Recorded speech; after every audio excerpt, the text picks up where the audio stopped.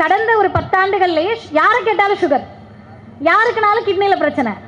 தமிழ்நாடு மட்டும் இல்லை, இந்தியா மட்டுமில்லை, உலகளாவிய நோய்கள். இந்த நோய்கள் எல்லாம் இப்போ 10 வருஷத்துல தான் பரவுது அப்படின்னு நம்ம நினச்சிக்கிட்டு இருக்கோம். அன்னைக்கு கண்டுபிடிக்காமே செத்து போயிட்டாங்க, இன்னைக்கு கண்டுபிடிச்சி ட்ரீட்மெண்ட் பார்த்துக்கிட்டு இருக்கோம், அவ்வளோதான். இந்த வேறுபாட்டை ஒரு தலைவர் யோசிச்சு என்ன பண்ணுறாருன்னா, இவங்க உறுப்பெல்லாம் ஃபெயிலியர் ஆகிறப்ப யாரோ ஒருவர் விபத்தில் சாகிறாருன்னு வைங்க, அவங்களுக்கு மூளைச்சாவு ஏற்பட்டுருது. அந்த உறுப்பு எடுத்து எங்கள் அண்ணனுக்கோ எனக்கோ வச்சா நான் உயிர் பிழைப்பேன்ல. இந்த உறுப்பு மாற்று அறுவை சிகிச்சையை தமிழ்நாட்டில் பிரபலப்படுத்தணும்னு ஒருத்தர் நினைக்கிறாரு.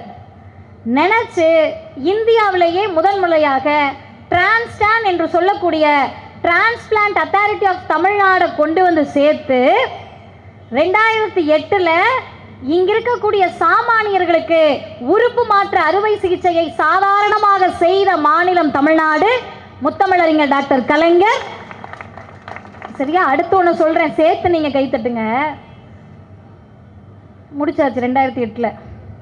போன முறை ஆட்சிக்கு ஒருத்தர் வராரு. அவர் என்ன சொல்றாருன்னா, தமிழ்நாடு நம்ம நினைக்கிற அளவுக்குலாம் இல்லை, கொஞ்சம் இன்னும் பயப்படுறாங்க.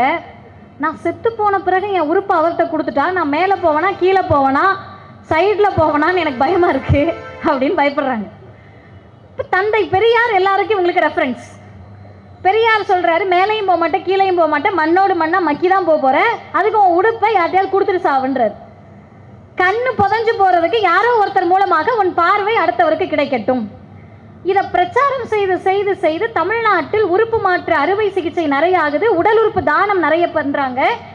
இப்போ ஒரு முதலமைச்சர் யோசிக்கிறார், உடல் உறுப்பு தானம் செய்தவர்களுக்கு ஒரு மரியாதை கொடுக்கணும்ல, அவங்க உறுப்பு கொடுக்கறதுக்கு தயாராகிறாங்கல்ல, அங்கே என்னெல்லாம் உடையுதுன்னு கேட்டால் அண்ணன்மார்களும் அக்காமார்களும் தெளிவாக கேட்டுக்கங்க.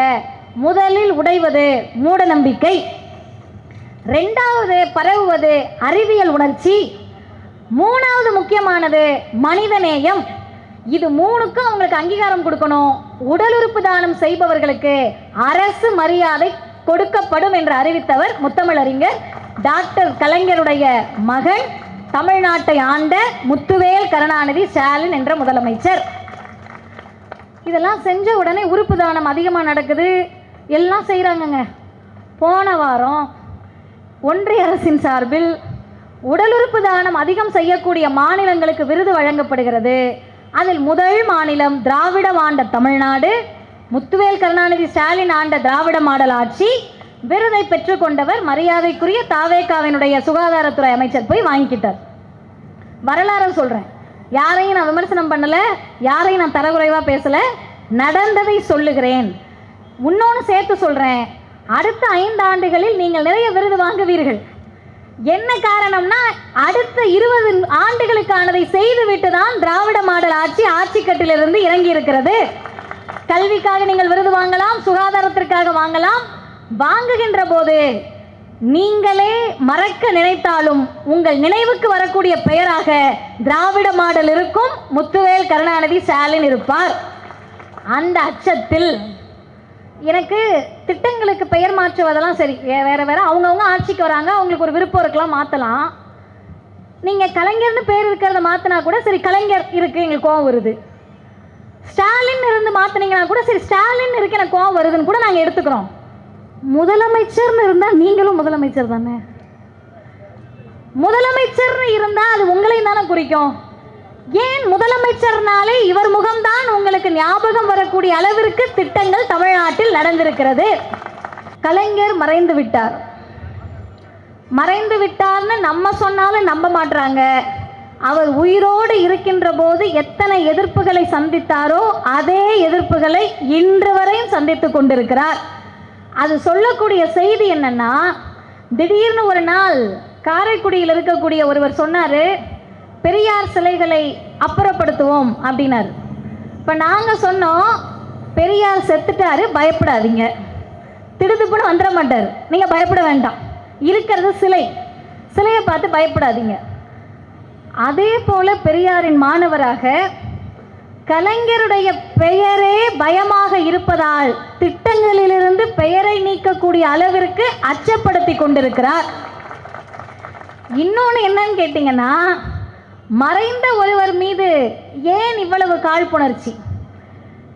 அன்பிற்குரிய சகோதரிகளே, பெண்கள் நிறைய பேர் வந்திருக்கீங்க. ஆண்கள் கலைஞரை மறந்தாலும் பெண்கள் ஒருபோதும் கலைஞரை மறந்துவிடக்கூடாது. அந்த நன்றி உணர்ச்சியோடு மேடையில் இருக்கிறோம். நீங்கள் நினைக்கலாம், ஏங்க நாங்கள் எதுக்குங்க அவருக்கு நன்றியோடு இருக்கணும்? எங்கள் அப்பா அம்மா சம்பாதிச்சாங்க, எங்கள் வீட்டுக்காரர் சம்பாதிச்சு கொடுக்குறாரு, இல்லை நாங்களே சம்பாதிக்கிறோம், நாங்கள் என்னத்துக்கு கலைஞருக்கு நன்றியோடு இருக்கணும்? அதானக்கா? பல பேர் அந்த நினைப்பில் கூட உட்கார்ந்துருக்கலாம். ஏன் நாங்கள் வாசிக்காமல் இருந்திருந்தால் நானும் அப்படி தான் நினச்சிருப்பேன். ஏன் எங்கள் அம்மா சம்பாதிச்சு போடுறாங்க, எங்கள் அப்பா சம்பாதிக்கிறாரு, கலைஞருக்கு ஏன் நன்றியோடு இருக்கணும்?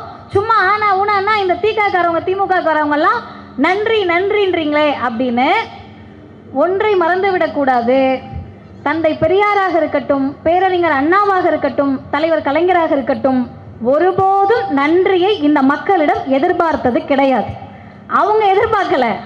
பெரியார் சொல்லுகிறார், நன்றி என்பது பெற்றவர்கள் காட்ட வேண்டியதை தவிர கொடுத்தவர்கள் எதிர்பார்க்க வேண்டியதில்லை. அவங்க எதிர்பார்க்கலங்க. கலைஞர் சொல்லுகிறார், தமிழ்நாட்டு மக்களிடம் செய்ததற்கெல்லாம் நன்றி எதிர்பார்க்க கூடாது. அப்ப அவங்க தெளிவாக தான் இருந்தாங்க. நான் ஏன் நன்றி உணர்ச்சியோடு இருக்கணும்னு சொன்னேன்னா, இறங்கி வருகிறோம், கார்ல இருந்து இறங்கின உடனே காவல்துறை அதிகாரிகள் எல்லாம் கொஞ்சம் தள்ளி போய் நிப்பாட்ட மாட்டீங்களா அப்படின்னு கேட்குறாங்க. அவங்க கேட்டதெல்லாம் என் காதில் விழலை. எனக்கு ஒரே ஒருத்தவங்களோட உருவம் மட்டும்தான் இன்னும் மனசில் நிற்கிது. நீங்கள் போகிறப்ப கூட பார்க்கலாம். அத்துணை ஆண் காவல்துறை அதிகாரிகளுக்கு மத்தியில் மிடுக்கோடு நின்ற ஒரு பெண் காவல்துறை அதிகாரி தான் என் கண்ணுக்கு தெரிந்தார். ஏன் அவங்க என் கண்ணுக்கு தெரிஞ்சாங்கன்னா, திட்டங்களிலிருந்து கலைஞருடைய பெயரை நீக்கி விடலாம், அந்த காக்கி உடுப்பிலிருந்து முத்தமிழறிஞர் கலைஞருடைய நினைவை ஒருவராலும் நீக்க முடியாது. ஏன்? பெண்கள் தெரிஞ்சுக்கணும். எனக்கு முன்னாடி பேசின வட்டக்கழக செயலாளர்கள் ஏதோ வரலாற்று ஆய்வாளர்கள் மாதிரி பேசுகிறாரு. அண்ணெல்லாம் வருஷத்தை சொல்லி, அப்போ யார் எம்பியாக இருந்தாருன்னு சொல்லி, யார் மாவட்ட செயலாளர், யார் எம்எல்ஏ, அண்ணா இவ்வளோ எஃபர்ட்லாம் நம்ம மக்களுக்கு போடணும்னு நீங்கள் நினச்சிங்க பார்த்தீங்களா? அதுக்காகவே நான் உங்களை உண்மையாகவே மனதார பாராட்டுகிறேன். ஏன்னு கேட்டால், நம்ம ஏதாவது ஒரு உரை நிகழ்த்தினோம்னா கீழே வந்து கமெண்ட்டில் அந்த வரலாறே எங்களுக்குலாம் தேவையில்லை, வரலாறே எங்களுக்கு பிடிக்காது, சரி உங்களுக்கு என்னப்பா வேணும்னு கேட்டால், எத்தனை மணிக்கு எந்த தேட்டரில் எங்கள் அண்ணன் ஷோ ஓடுதுன்னு சொல்லு, வேற எதுவும் வேண்டாம் அப்படின்ற ஒரு கூட்டம். சரி, அந்த கூட்டத்துக்காக நம்மளும் அவ்வளோ இறங்கணும் அப்படின்னு எல்லாரும் நினச்சிக்கிட்டு இருக்கப்ப, அந்த கூட்டத்துக்காக நாம் இறங்க தேவையில்லை, அவர்களை நம்மை போல் உயர்த்துவோம் என்று நினைத்து நீங்கள் ஒவ்வொருவரும் ஆற்றிய உரைக்கு உண்மையிலேயே நன்றி. ஏன் இவ்வளவு நன்றி சொல்கிறேன்னா, மாவட்ட செயலாளர் பேசினார், வருஷத்தை சொல்கிறாரு, அவர் தொகுதியில் செஞ்சதையும் மனப்பாடமாக சொல்லுவார், நாகப்பட்டினம் தொகுதியில் நடந்ததையும் மனப்பாடமாக சொல்கிறாரு, சுகாதாரத்துறையில் நடந்ததையும் மனப்பாடமாக சொல்கிறாரு, மாரத்தானுக்கு வரலாறு சொல்கிறாரு, ஏதென்ஸ் நகர சாக்ரட்டிஸை பற்றி பேசுகிறார், பிளாட்டோவை பற்றி பேசுகிறார். ஒன்றை நினைவில் கொள்ளுங்கள், தமிழ்நாடு வீதிகளில் சாக்ரட்டிஸையும் பிளாட்டோவையும் அரிஸ்டாட்டிலையும் இன்னமும் பேசிக் கொண்டிருக்கக்கூடிய இயக்கம் திராவிடர் இயக்கத்தை தவிர யாரும் கிடையாது. கலைஞர் என்ன தெரியுமா நினைச்சாரு? வீதியில் நிற்கக்கூடிய ஒரு மக்கள், அன்னைக்கு யாரும் படிக்கல சார், இன்னைக்கு மதிவதனி 3 டிகிரி வாங்கியிருக்கலாம், உட்கார்ந்துருக்கவங்க 4 டிகிரி வாங்கியிருக்கலாம், மேடையில் நின்று எங்களுக்கு தான் அறிவு இருக்குன்னு நாங்கள் பேசலாம்.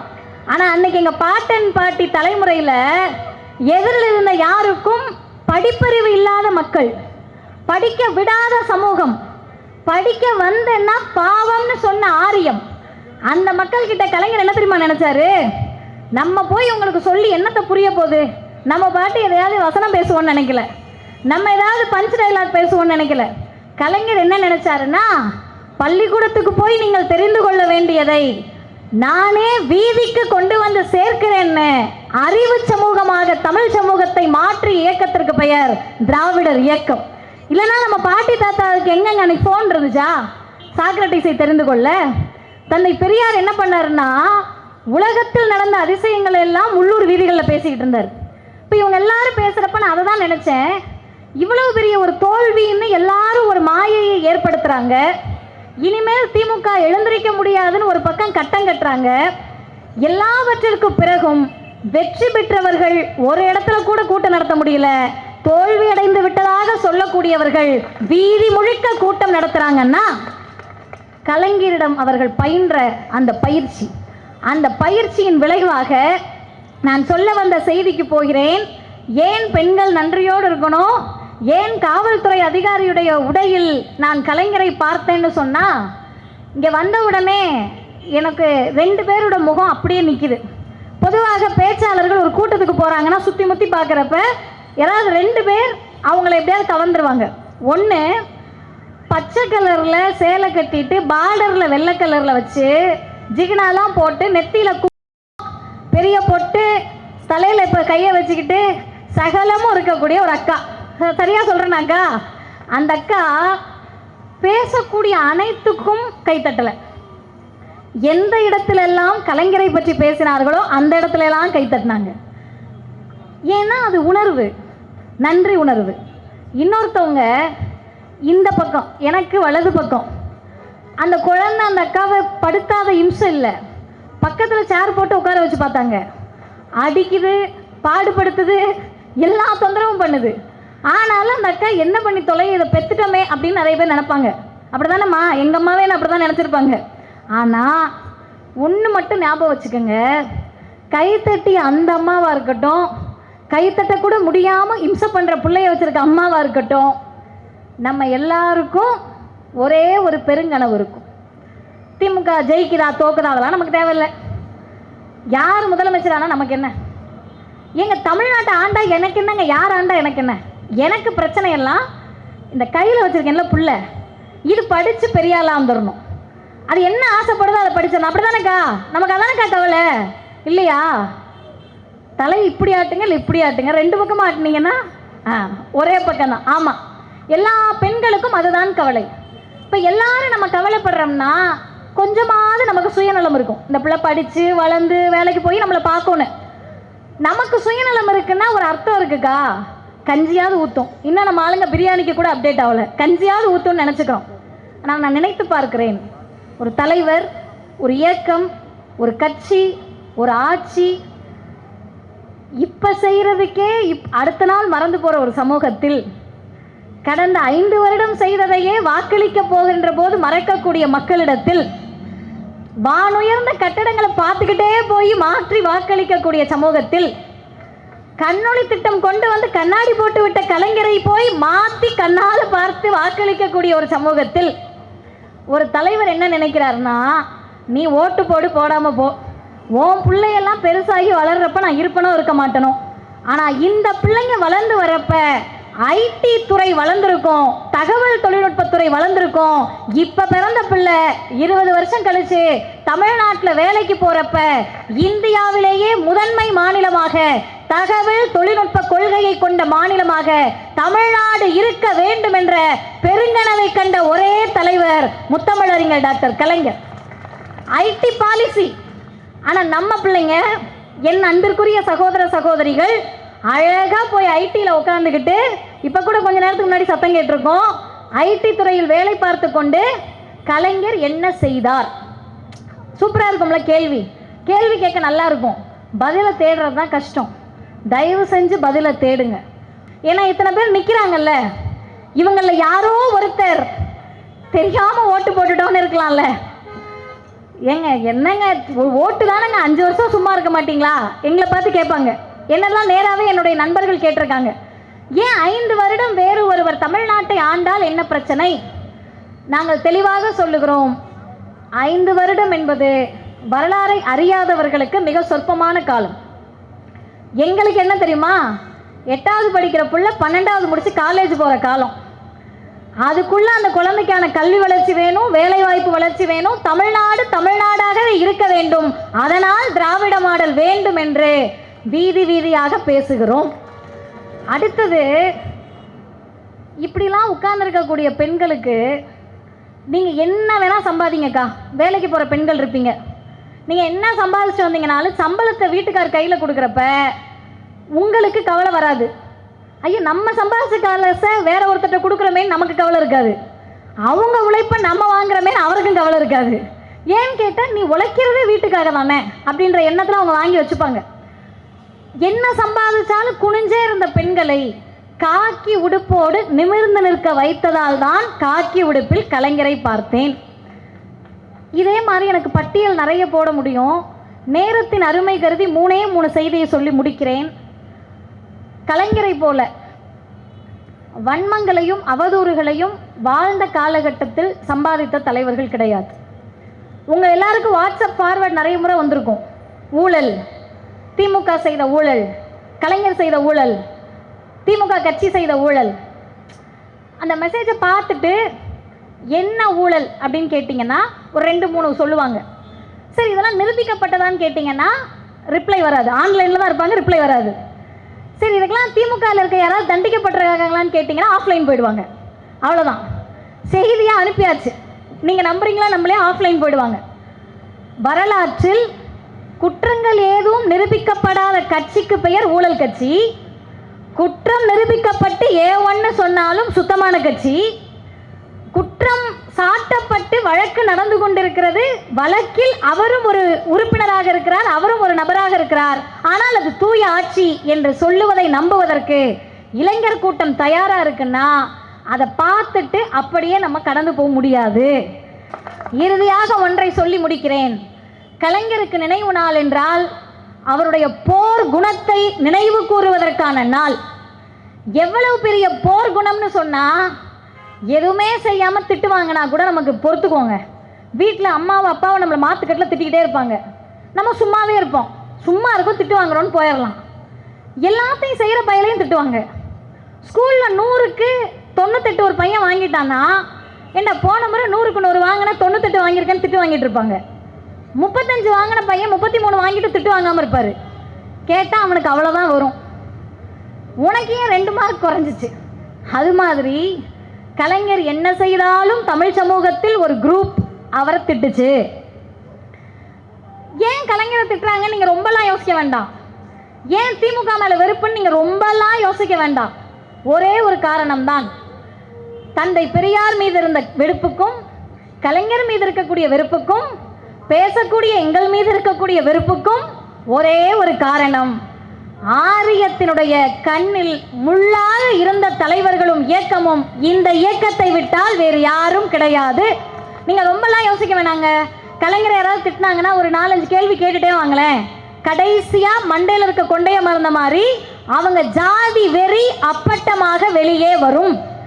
ஏன்னு கேட்டால், கலைஞரின் பின்னால் அணிவகுத்திருக்கக்கூடிய நீங்கள் யாரும் கருப்பு சிவப்பு கரவேட்டி யாரும் அவர் என்ன ஜாதின்னு பார்த்து இந்த துண்டை தோளில் போடலை. அவர் என்ன மதம்னு பார்த்து இந்த துண்டை நீங்கள் தோளில் போடலை. அவர் நம்மாலான்னு நீங்கள் பார்க்கல. தமிழுக்கானவர் கலைஞர், தமிழகத்திற்கானவர் கலைஞர் என்று பார்த்து சேர்ந்த கூட்டம் இது. இது ஆரியத்தை, இனப்பகைவர்களை நாள்தோறும் அச்சுறுத்தி கொண்டிருக்கிறது. எல்லாவற்றிற்கும் மேலான ஒரு காரணம், அவர் தந்தை பெரியாரின் அப்படியே வழிவந்த தொண்டர். சொத்துல உரிமை கொடுக்கணுமா? பெரியார் சொல்றார் செய்கிறேன். காவல்துறையில் பெண்களை நியமிக்கணுமா? பெரியார் சொன்னார் செய்கிறேன். அனைத்து ஜாதியினரும் அர்ச்சகராக்கணுமா? பெரியார் சொன்னார் செய்கிறேன். எல்லாவற்றிற்கும் அவர் ஏற்றுக்கொண்ட கொள்கைக்கு நியாயம் சேர்த்த ஒரே தலைவர் முத்தமிழறிஞர் டாக்டர் கலைஞர் மட்டும்தான். இழி சொல்களும் அவதூறுகளும் விமர்சனங்களும் இருக்கின்ற வரை கலைஞர் வாழ்வார். கலைஞருடைய நினைவு நாள் 8ஆம் ஆண்டு கிடையாது. கலைஞர் விதைக்கப்பட்ட ஆண்டு 8ஆம் நாளில் இது. அந்த விதை விருட்சமாக மாறும். அந்த விதை தமிழ்நாடை வளர்ச்சி பாதையில் கொண்டு செல்லும். வீழ்ந்து விடவில்லை. வெற்றிக்கான நாட்களை நாம் எண்ணிக்கொண்டிருக்கிறோம் என்ற உணர்வோடு அனைவரும் பணி செய்வோம். வாழ்க கலைஞர், வளர்க அவர்தம் தொண்டு. நன்றி, வணக்கம்.